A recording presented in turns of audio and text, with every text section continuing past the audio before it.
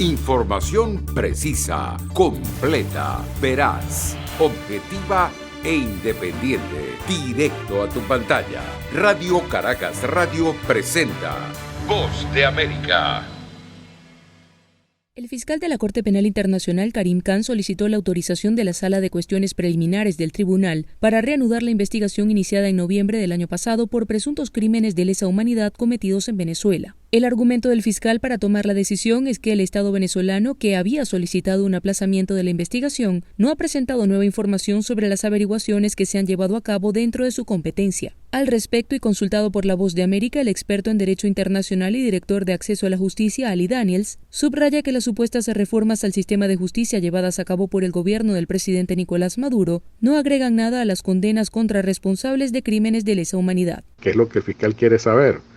Con lo cual todo este aparataje que el gobierno estaba montando, pues no le ha servido de nada, porque al final, más que reformas, lo que tiene que dar son datos concretos. Alfredo Romero, director presidente del Foro Penal, subrayó que el fiscal Khan también solicitó que las víctimas sean escuchadas. Se deja constancia de que en Venezuela lamentablemente no se ha investigado de manera genuina los crímenes de lesa humanidad cometidos, así como lo ha establecido la Fiscalía. Si bien activistas han pedido no generar mayores expectativas, abogados como Alonso Medina Roa mantienen la esperanza en el avance del proceso. Debemos mantener la fe, debemos mantener la confianza y debemos esperar que realmente se haga justicia. Tamara Tarasiuk, directora en funciones de las Américas para Human Rights Watch, reaccionó asegurando que se trata de un importante avance de la CPI sobre Venezuela. Carolina Alcalde, Voz de América, Caracas. Nicaragua acumula 233 muertos por COVID-19 y 18.608 casos confirmados desde marzo de 2020, cuando se detectó el virus en el país, informó el Ministerio de Salud. En los últimos 7 días, el país registró 49 nuevos casos y una muerte por el coronavirus, según el reporte de las autoridades. Carlos Sáenz, secretario general del Ministerio de Salud, ofreció detalles a medios oficiales acerca del avance en el proceso de vacunación que ejecuta el gobierno este año. 89% de la población nicaragüense que está sujeta a vacunación. Esto es más de 5,5 millones de personas vacunadas. Sin embargo, los datos oficiales contrastan con los del Observatorio Ciudadano COVID-19, una red de médicos independientes que da seguimiento a la pandemia y que reporta casi 6,000 fallecimientos por neumonía y otros síntomas relacionados con el COVID-19, así como 32.110 casos sospechosos de contagio. El epidemiólogo Álvaro Ramírez no reconoce los datos oficiales presentados por el gobierno. El dato del Ministerio de Salud es ilusorio, es irreal y no está fundamentado en la realidad de lo que el país vivió. Lo vimos cuando los entierros express. En Nicaragua, y de acuerdo a la información de las autoridades, el 65% de la población mayor de 2 años ya cuenta con la pauta completa de la vacuna contra el COVID-19, mientras que el 90% tiene al menos una dosis. Desde que comenzó la pandemia, el país no ha aplicado medidas restrictivas como parte del combate a la pandemia, lo que le ha significado críticas de la Organización Mundial de la Salud. Dalia Ocaña, Voz de América, Nicaragua. Los hondureños reaccionaron de diferentes formas ante la extradición del exmandatario Juan Orlando Hernández a los Estados Unidos, que fue trasladado el jueves a bordo de un avión de la DEA hasta Nueva York, luego de un proceso que avanzó de manera bastante expedita, y aseguran que esto marca el inicio de un proceso de recuperación social y política y lucha contra la impunidad. Hernández es acusado por delitos de narcotráfico y portación ilegal de armas y deberá responder ante la justicia estadounidense, algo que la hondureña Idalia Flores cataloga este caso como una decepción nacional. Nos decepciona y nos llena de mucho dolor saber que estamos en el ojo del huracán, como decimos popularmente. Por su parte, Kenia Chinchilla, otra ciudadana en Tegucigalpa, no ocultó su alegría por la noticia y aseguró que no solo un expresidente está involucrado en actos de corrupción, sino otros funcionarios. Debe ser el comienzo de una limpieza en el país, porque no solo es él, sino que hay muchos más involucrados en el crimen organizado. El punto de vista del abogado Fernando González no difiere del sentimiento de los ciudadanos al asegurar que es un mensaje claro de lucha anticorrupción, no solo para Honduras, sino para Latinoamérica. Es una lección que está dando, ¿verdad?, el gobierno de los Estados Unidos de Norteamérica a lo que es estos pueblos latinoamericanos. Después del expresidente, el otrora presidente Noriega, ¿verdad?, el segundo trofeo, ¿verdad?, a nivel de presidenciables. Pese a estas acciones que hoy marcan una historia en Honduras, el ciudadano Adonis Martínez dijo que la extradición marca el camino de una lucha contra el narcotráfico, apuntó a La Voz de América.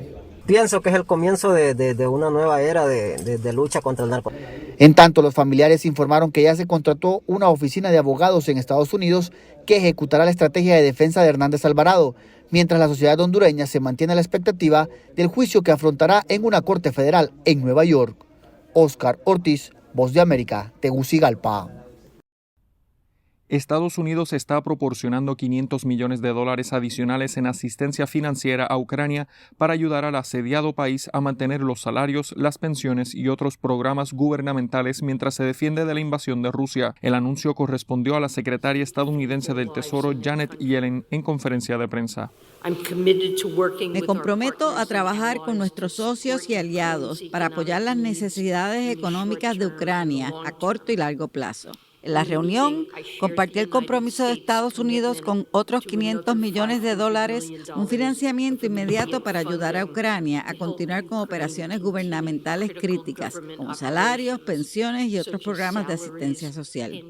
Yellen se reunió antes del anuncio con el primer ministro de Ucrania, Denis Shmyhal, junto con el subsecretario del Tesoro, Wally Adeyemo, y el ministro de Finanzas de Ucrania, Serhiy Marchenko. La nueva financiación se suma a los $500 millones en ayuda económica que el presidente Joe Biden dio a conocer en marzo. El anuncio se produce en el contexto de las reuniones de primavera del Fondo Monetario Internacional y el Banco Mundial, dominadas por conversaciones sobre la forma de gestionar los efectos secundarios de la guerra de Rusia en Ucrania. Yellen también dijo el jueves que estaba comprometida a trabajar a través de las principales economías del grupo de los 20 para abordar las dificultades provocadas por la invasión rusa de Ucrania, a pesar de que ella y otros funcionarios occidentales se retiraron de una reunión financiera del G20 mientras los funcionarios rusos hablaban. Sobre esto último, Yellen dijo, y citamos, «Creo que estábamos buscando una forma de dar a conocer nuestra desaprobación sin dejar de reconocer que tenemos mucho trabajo por hacer». John F. Burnett, Voz de América, Washington. El gobierno del presidente Joe Biden está facilitando que los refugiados que huyen de la guerra de Rusia contra Ucrania lleguen a Estados Unidos desde Europa mientras intenta cerrar una ruta informal a través del norte de México que surgió en las últimas semanas. Un programa anunciado el jueves agilizará las solicitudes de refugiados para los ucranianos y otras personas que huyen de los combates, pero ya no permitirá la entrada de forma rutinaria a quienes se presenten en la frontera sur con México en busca de asilo, como ha venido sucediendo desde el inicio de la invasión a Ucrania. Estados Unidos dice que espera admitir hasta 100,000 refugiados ucranianos y unos 15,000 ya han llegado desde el 24 de febrero, principalmente a través de México. Las autoridades dijeron que a partir del lunes 25 de abril, esta ruta ya no será una opción, excepto en circunstancias extremas. En tanto, la Organización Internacional para las Migraciones informó que la cantidad de personas desplazadas dentro de Ucrania desde que comenzó la invasión de Rusia ha aumentado a 7,700,000 personas. El organismo de la ONU con sede en Ginebra reportó que más de 600,000 personas adicionales fueron desplazadas dentro del país en los primeros 17 días de abril. La OIM dijo que más de la mitad de los desplazados internos, en su mayoría en el este del país, reportaron la falta de algunos productos alimenticios y que sus problemas más apremiantes incluyen efectivo y acceso a apoyo financiero, seguidos de medicamentos. Ucrania tenía antes de la invasión una población de 44 millones de personas. Mientras, el Congreso de Estados Unidos anticipó que la próxima semana empezará la consideración de la solicitud del presidente Joe Biden de más ayuda para Ucrania, y miembros de ambos partidos esperan que la solicitud tendrá un fuerte apoyo, incluso antes de conocerse el monto que el mandatario solicitó. La presidenta de la Cámara de Representantes, Nancy Pelosi, dijo a los periodistas que la Cámara abordaría la propuesta con la responsabilidad que se espera en un momento crítico para Ucrania. Yoconda Tapia, Voz de América, Washington. En el Día de la Tierra, que se celebra hoy 22 de abril y que se implementó desde 1970, ahora incluye una amplia gama de eventos coordinados globalmente que incluye a 1.000 millones de personas en más de 193 países y que, según informe de las Naciones Unidas, se considera que el cambio climático se acelerará a un ritmo sin precedentes si los gobiernos no actúan pronto. Y para muchas personas, estas noticias pueden generar emociones encontradas. La preocupación por el medio ambiente, denominada ansiedad ecológica, afecta a casi la mitad de los jóvenes en todo el mundo, según revela una encuesta reciente. Los titulares estimulantes sobre el futuro de la Tierra están contribuyendo a lo que algunos expertos llaman ansiedad ecológica o angustia por el cambio climático, que se presenta especialmente entre los jóvenes. Algunos sienten que es poco lo que pueden hacer y otros, como Amelia Lawlor, una estudiante de secundaria, dice: Creo que mucha gente de mi generación tenemos miedo en este momento y es muy fácil sentirse impotente. Según una reciente encuesta global publicada por la revista médica The Lancet, estima que casi la mitad de los jóvenes entre 16 y 25 años aseguran que la ansiedad por el cambio climático afecta negativamente su vida diaria. Sobre esto, Khalil Kettering, director de proyectos globales de la organización The Nature Conservancy, comenta: Estamos viendo los impactos de la sequía, los impactos del calor extremo en las ciudades, los impactos en la agricultura y la escasez de alimentos. Pero lo que estoy descubriendo es que cada vez más personas, especialmente jóvenes, tienen la temeridad de decir: hay soluciones que sabemos que podemos hacer para reducir algunos de los impactos del cambio climático y ayudarnos a adaptarnos, y no podemos hacer nada. Convertirse en políticamente activo es otra forma en la que los jóvenes pueden abordar su ansiedad ecológica, como lo dice la activista climática sueca Greta Thunberg, quien alienta a los jóvenes a ser proactivos y trabajar desde sus comunidades para ayudar en esta gran tarea. Un mensaje común de los expertos es tomar pequeñas acciones en su propia vida para reducir su huella de carbono, asegura Rigard Ferreira, profesor asociado y director de la Academia de Liderazgo de Resiliencia ante Desastres de la Universidad de Tulane en Nueva Orleans, y agrega textualmente: puedes hacer algo tan simple como los lunes sin carne. Cambia una dieta basada en plantas. Si puedes caminar a algún lado, entonces camina. Reducir, reciclar y reutilizar es un concepto que está realmente sugerido. Héctor Contreras, Voz de América, Washington.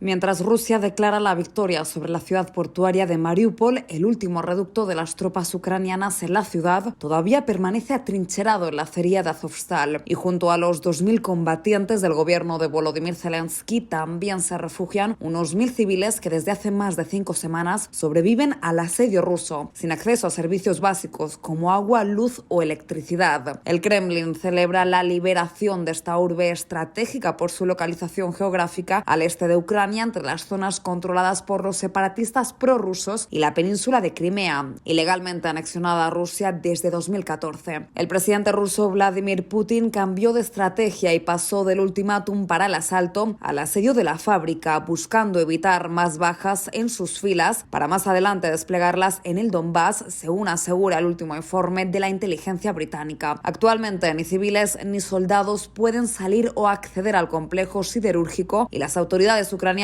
hicieron un llamado para abrir un corredor humanitario y evacuar a mujeres, niños y ancianos. Además, acusaron a Rusia de bloquear la zona, impidiendo el paso seguro para la población. Una crítica situación que el presidente estadounidense Joe Biden también denunció. En primer lugar, es cuestionable si él controla Mariupol. Una cosa que sabemos con certeza sobre Mariupol es que debería permitir corredores humanitarios para que la gente de esa acería y otros lugares que están enterrados bajo los escombros puedan salir. Eso es lo que haría cualquier jefe de Estado en tal circunstancia, por lo que aún no hay evidencia de que Mariupol esté completamente caído.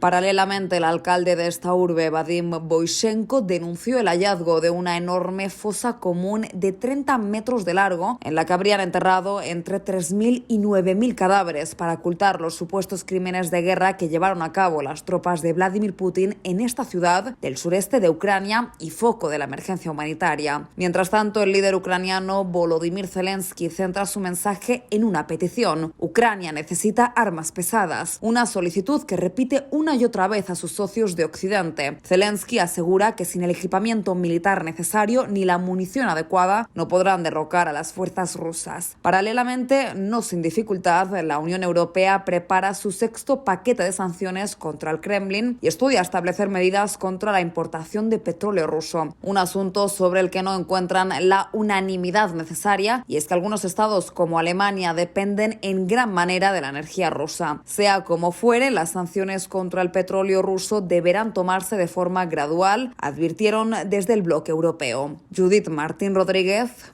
Voz de América.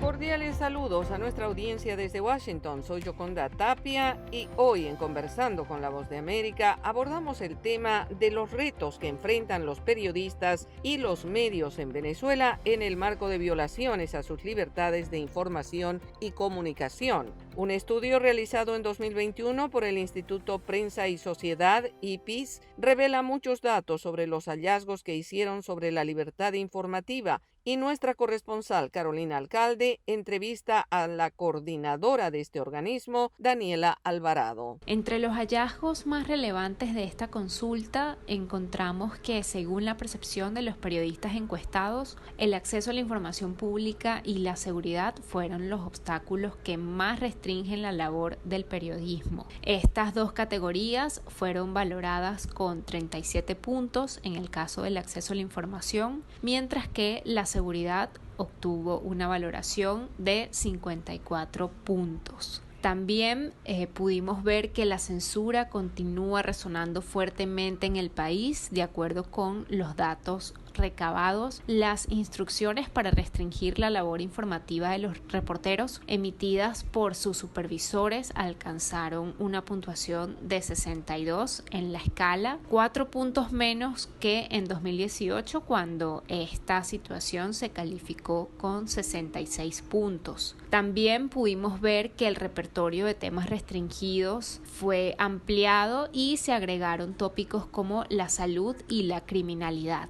Por otra parte, el miedo a la pérdida de la integridad física o la falta de interés en la denuncia sigue estando presente. 58,2% de los consultados manifestaron no denunciar ante organismos estatales o instancias no gubernamentales cuando padecieron alguna restricción en su ejercicio profesional. Y vimos que el 53% de los consultados también afirmaron haber omitido informaciones de interés público por temor a represalias.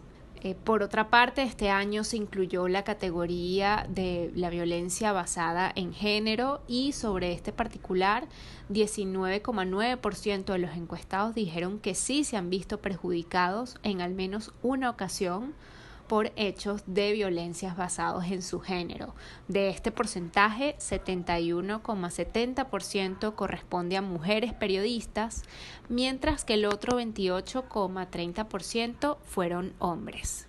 En comparación con años anteriores, ¿ha empeorado el contexto para ejercer periodismo en Venezuela? ¿Qué es lo más grave? Creo que hay que tomar en cuenta los cambios en la situación de Venezuela en particular desde entonces, pero definitivamente esta apreciación igualmente demuestra que existen avales regulares para la cobertura de informaciones, y es importante que al desagregar las categorías evaluadas se pueden ver, ¿no?, los distintos tonos de gravedad que distinguen la realidad del oficio periodístico en el país. Si bien el índice general de este estudio nos habla de libertades regulares con la calificación de 62 puntos, no podemos perder de vista que este número, al momento de interpretarlo, nos exige revisar cómo las restricciones, la imposición de la censura ha llegado a un punto en el que se han convertido en limitaciones, situaciones estructurales que además se han naturalizado principalmente en los medios tradicionales. Veíamos el caso de la radio, donde esta pauta oficial, donde esta agenda de temas intocables pues ha prevalecido, y lo hemos podido ver también a partir de las denuncias que recibimos en nuestro sistema de monitoreo de alertas a la libertad de expresión cuando vemos una disminución en las denuncias de este tipo de hechos, porque pues han llegado a un punto en el que se han instaurado de tal forma que los propios periodistas se han tenido que adaptar a estas condiciones y no hay una recurrencia en cuanto a la información, a la denuncia de este tipo de restricciones. Era Daniela Alvarado, coordinadora del Instituto de Prensa y Sociedad en Caracas, exponiendo los datos de un estudio sobre libertad informativa en Venezuela en 2021. Esto fue Conversando con la Voz de América.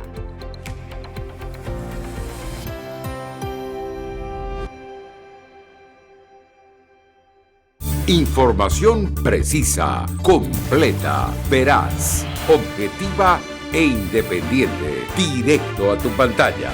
Voz de América en RCR 750.